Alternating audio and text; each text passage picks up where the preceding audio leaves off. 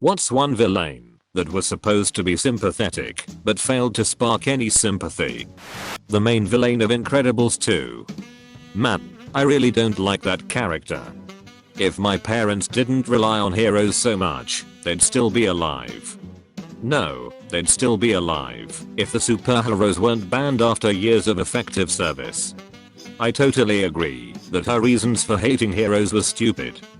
However, I do think her actions did prove her point. Why should you trust some stranger with superpowers to protect you? I really think she brought her point home when she mind controlled all the supers, that it was super easy to take control of these potentially dangerous people and that they are a highly fallible source of order and justice. She was 100% the villain and her justification was also 100% wrong. Yet I also found myself agreeing to parts of her opinion. I personally would not trust a super with my life, no matter how well intentioned or how little collateral damage they may have on their record. I look at Trish Walker from Jessica Jones as a good example of this system being a bad one. Trish Walker arguably wanted to be a hero. She was superpowered, but look at how much damage and hurt she single-handedly caused. It was a nightmare. I don't buy that argument, because she just as easily mind controlled a bunch of cops or whoever replaced superheroes. At the end of the day, whoever is guarding everyone isn't going to be infallible. She couldn't seem to understand that. This may be my opinion, but I wasn't a fan of Robert Callaghan from Big Hero 6 after I found out Tadashi died for nothing. Like, at least you got your daughter back, but Hiro can never get his brother back. Totally agree. He killed the most wonderful and loving and adorable big brother in the world. I do like that they didn't play up a big emotional reunion with him and Abigail though. They're like, nope. Right to jail. Should have tried to figure out if she was alive first. Although, to be fair, he didn't purposely plan to kill Hiro's brother. He started the fire to fake his death, not kill people. He probably expected everyone to escape.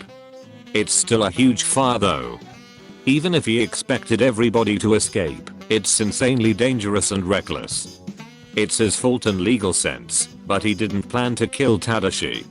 The movie also is making the point that grief makes you lose all perspective what you are doing, and Hiro was going to a similar place, but he managed to pull himself together knowing what Tadashi would have wanted.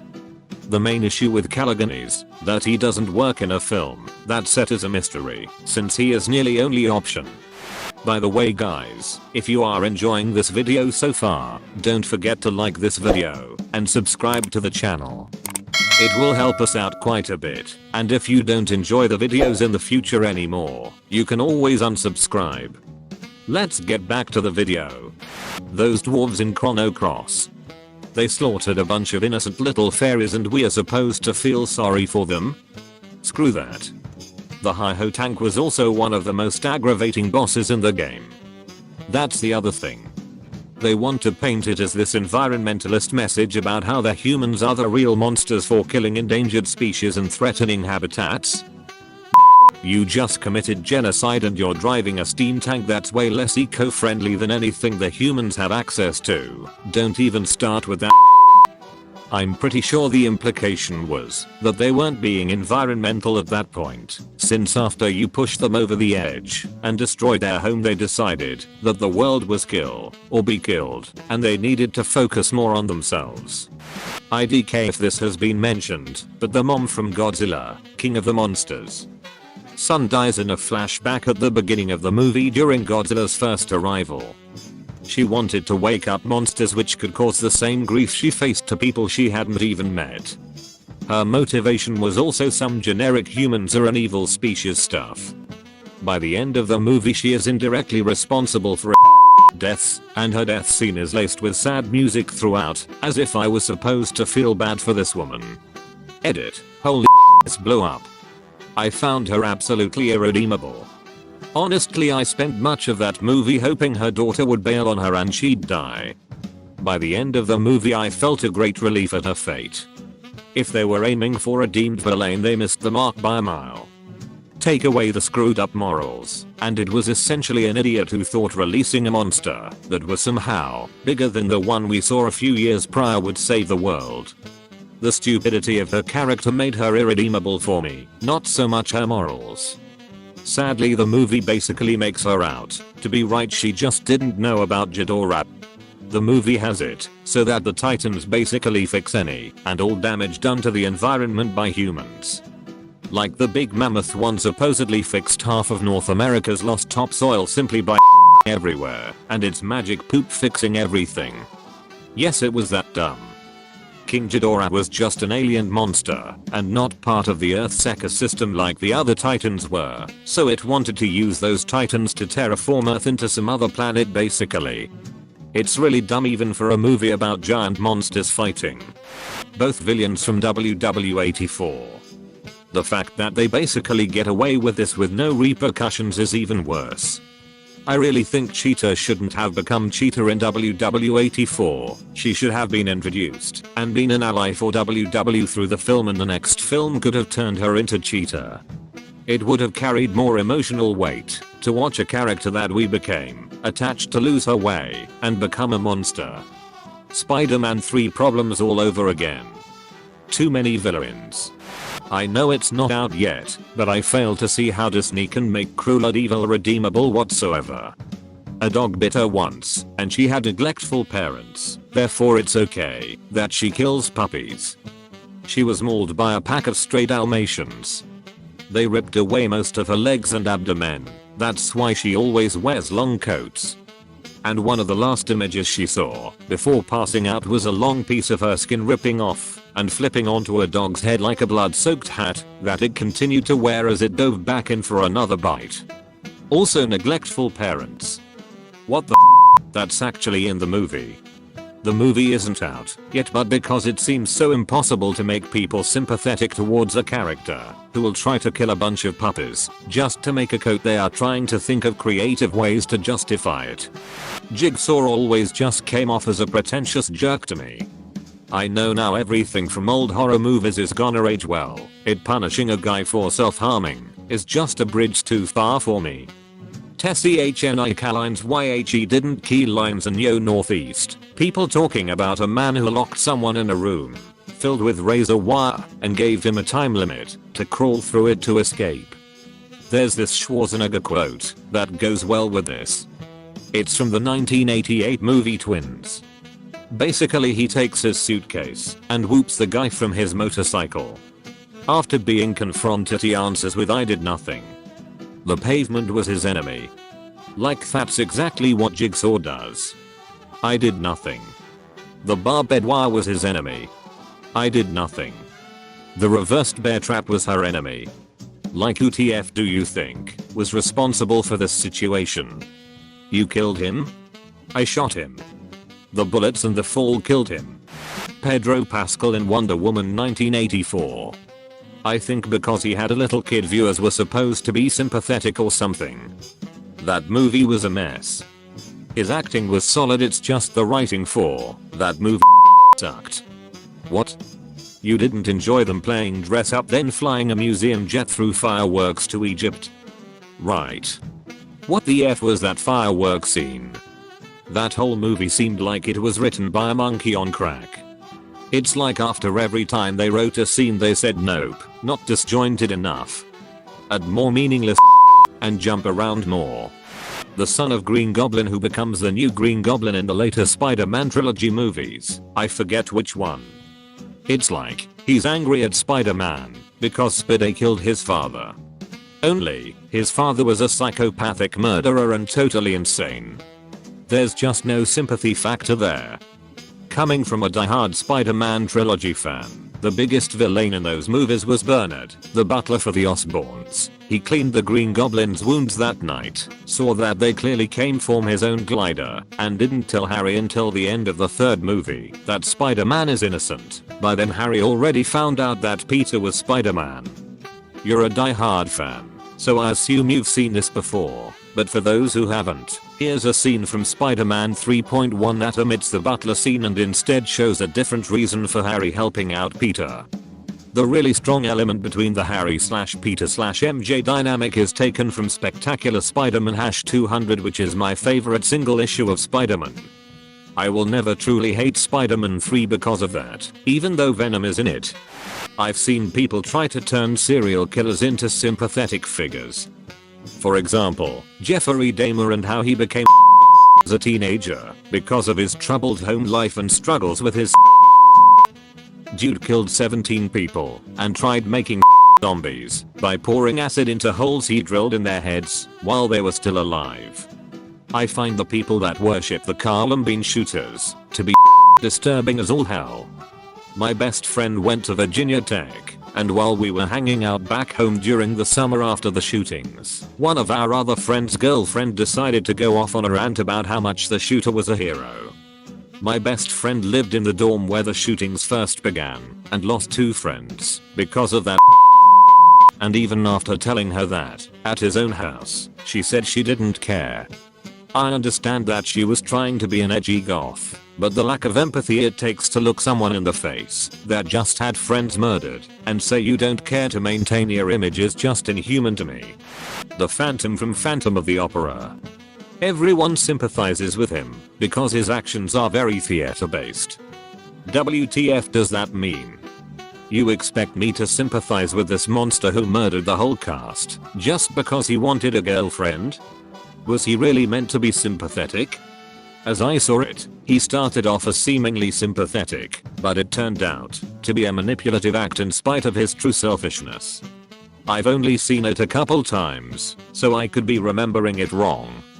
From the framing of the story, I don't think he was meant to be sympathetic, but a lot of people saw Phantom of the Opera and their takeaway was that he was a sympathetic and tragic figure. The latter, I understand, but I was baffled to find out people genuinely, unironically find him to be a sympathetic villain. Where? Okay, so I really hope I'm not interrupting or coming across as rude, but I had sympathy for Phantom as a child once he described his childhood. Grown him that manipulated people. No sympathy whatsoever. But a child kicked out and mocked for a deformity? My heart broke for him. When he says nobody ever showed him kindness, Madam Jerry. And even Christine, until he tries to kill her boyfriend, but she's still sweeter to him than he deserves at the end. Everyone else thinks he's a ghost, so it's no surprise they are wary. Pretty much any of the MCU villains whose motivation amounted to Tony Stark ruined my life. I don't think Mysterio was supposed to be sympathetic. I think they made it clear that he was totally 100% mentally unstable. The part where he shot Peter in the head with a pistol point blank after he almost lost sold it. He shot a 15-year-old in the skull with no remorse. That's what got you. Not the gunning down school kids with a super weapon, or marching a 15-year-old in front of a train. I understand what he means. The mass casualty scenario and tricking Parker into stepping in front of the train are very supervillain things to do, but someone pointing a gun point blank at a child's head and pulling the trigger without hesitation, that's a very personal and simultaneously cold way to dispatch someone. Compare it to the scene in Iron Man 2 when the drone was about to blast the 5-year-old. Obviously that's on Whiplash for him being the one controlling them, but now imagine Whiplash straight up aiming a gun at the kid's head. So much worse. Cells at work. Not feeling bad for sorry. I saw a comment on YouTube about making sympathetic after talking to a nurse about the episode. The nurse said the way behaves reminded her of how actual patients behave. Helpless, why did this happen to me? I didn't do anything wrong, etc. Making into a rampant monster was likely the *expected* narrative, but the whole spin of the series is to humanize ourselves, which technically is. In the end, it's not to sympathize with but to those who have to fight for their lives against it. I get it. Honestly, people have humanized far too much in real life. It isn't a battle or a contest. And if it were, then the patient is the battlefield, not the fighter. Isn't evil. It's a glitch. It is a flaw in how human life, and most other known forms, grows. Our treatments and to fight. They're a misery that the mind inside the body has to endure in the hopes of outliving the Carly Morgenthau in Falcon and Winter Soldier. She was supposed to be fighting for the poor, but we never saw the conditions pre-blip she was trying to get back to, or how randomly killing people was supposed to help. Or for that matter how No Borders was going to add 50% housing/jobs/etc capacity. Yep, it was getting kinda annoying how much they were trying to make us sympathize with her, but it just didn't work. Enjoyed the show overall, but it wasn't so great. At first, I was sympathetic towards her cause, but then the writers absolutely demolished her character for no reason other than to make her look like the bad guys, because the whole series had no bad guy up until midway through. Honestly, poor writing, and it completely just slapped the viewers with the theme that power corrupts/changes people in a not so subtle way. Very frequently in media there's a villain who has good intentions, and then, just when you want to sympathize with them, the writers make them do something terrible, because God forbid the audience come away from the film with moral questions. God forbid the heroes operate in a moral gray area. It's so stupid how often villains who are well written and sympathetic are just pushed off the deep end out of nowhere, because the writers wanted them as the irredeemable villain. Namori from Raya and the Last Dragon. I get that this was a Disney movie, and it was all about forgiveness. But she literally didn't get any consequences for ending the world. I was sympathetic for her younger self, because she been coerced into her actions, but she grew up and had no regrets. It ruined the whole movie for me. I would have had more sympathy too if they demonstrated how bad things were in Namori's kingdom before that put her in that position, as a kid, to feel like she had to do that. They had one throwaway comment about food shortages, but then go straight to a very clear-cut and unquestioned backstab. I had a similar problem with Kubo and the Two Strings.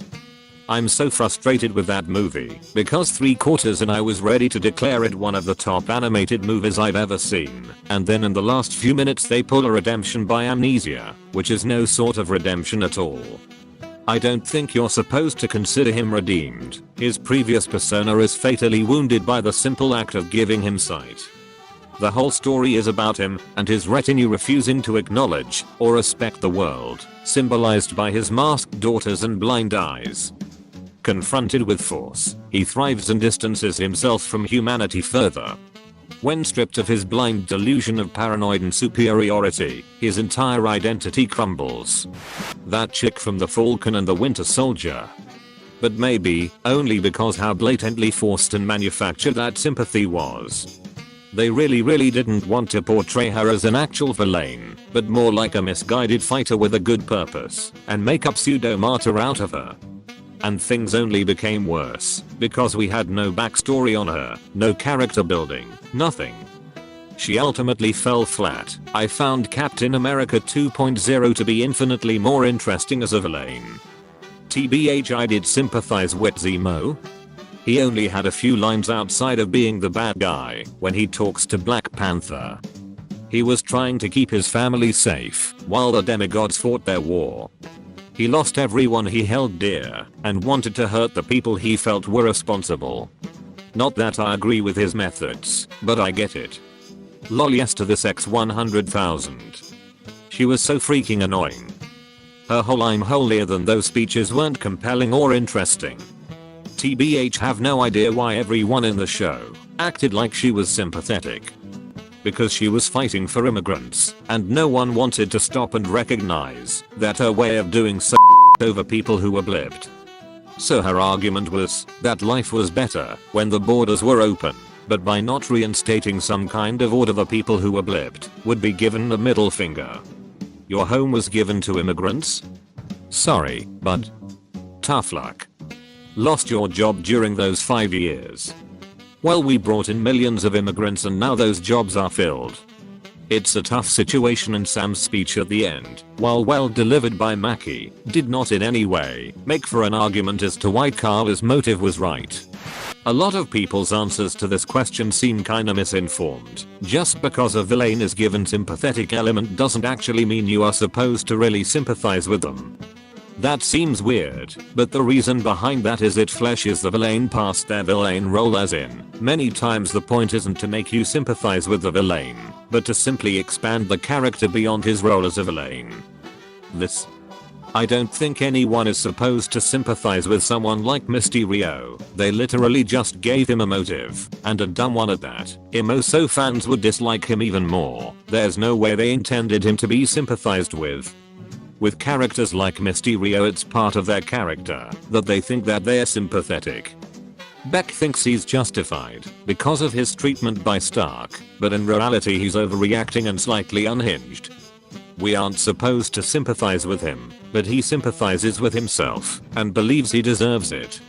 An Ankus from Fire Emblem Fates.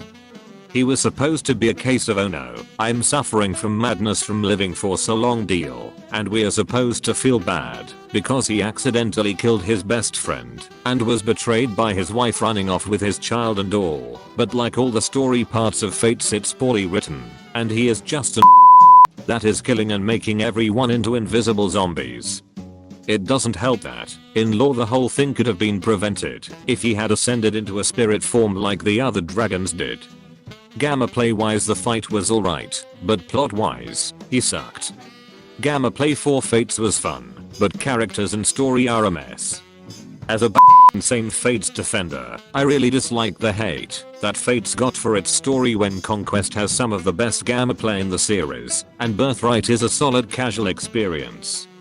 I can see why some people hate the game for its story plus 3 separate routes plus DLC shenanigans, but it has the best Gamma play in the series a lot better than Three Houses. Some people treat it like it's the worst Fe because of its story, when Fe has never had good stories, and that just feels incorrect. This is from Fallout New Vegas. So let me get this straight. He wants to wipe out 2 countries so that new better civilizations can rise from the ashes instead of allowing the current ones improve. I understand a strategic bombing of the Legion. There's no hope there, but the NCR is a thriving, if flawed, democratic state with better living standards than the rest of the wasteland, and even some recovery and rebuilding of old world tech and infrastructure. Nuking it will accomplish nothing. I'm going to analyze this a bit, so sorry if this gets long. Ulysses was basically Chris Avellon's attempt to create a mouthpiece for his critiques of the current state of the Fallout franchise.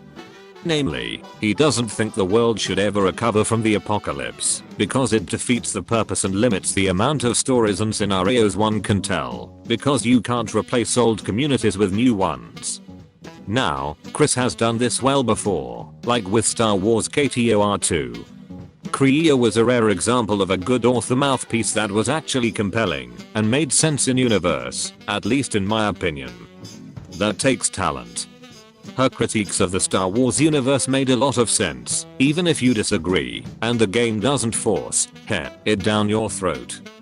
He understood that few fans would agree with his viewpoint and actively encouraged people to think critically of it. So what went wrong? Ulysses as a character wasn't really badly written. His dynamic with the courier was fascinating, and Chris's method of presenting his views was largely the same as in Kotter 2, with him actively expecting you to disagree with his views, but think about them nonetheless. The issue is really the views themselves. There's no real way to have his particular critique of Fallout be voiced in universe in a compelling fashion. Wanting the world to stay dead is typically the view of madmen and power-hungry warlords. Wanting to nuke the world again may make sense from creative standpoint, debatably, more on that in a secretary, but it simply cannot work as a sensible motive in the world itself.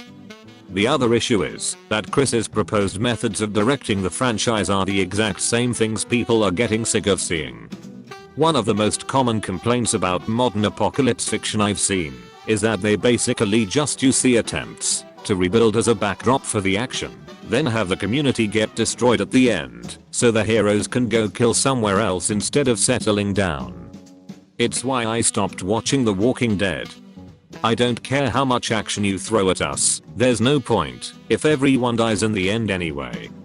I don't care what ideas Chris would have for communities in place of the NCR, because they'll all be dead by the end of the game, or before the next. He specifically said this. So why should I care? I think one thing Fallout 4 actually did better than NV was that they let you play a part in actually improving things by building communities, rather than just doing quests for other people doing that. The most interesting aspect of a post-apocalyptic setting is what can rise from the ashes. If the answer is always more ashes, then why bother?